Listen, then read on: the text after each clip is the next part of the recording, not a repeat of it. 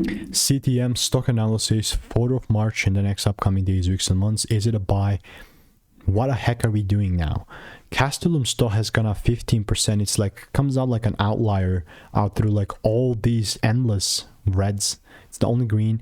I've done 36,000 videos on this YouTube channel. I've spent 5 figures on courses and mentors, and you bet I've seen what's working for me and what's not from my personal experience. I began being bullish on CTM back in here.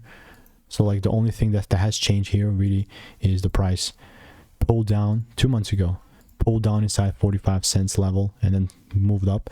So in the span of freaking, I'm talking what's that, like 1 week, like 8 to 9 days, the price went up 500% or something like that, like whatever the number was. Since I got this double break, I'm now just looking to take things up for right now and not forever. I'm very risk averse, so I'm looking to really just make it risk free the upcoming day or so, but stay tuned.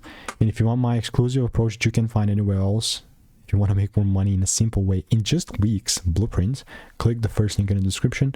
All reviews are 5 stars and there's only 11 pieces left, so check it out.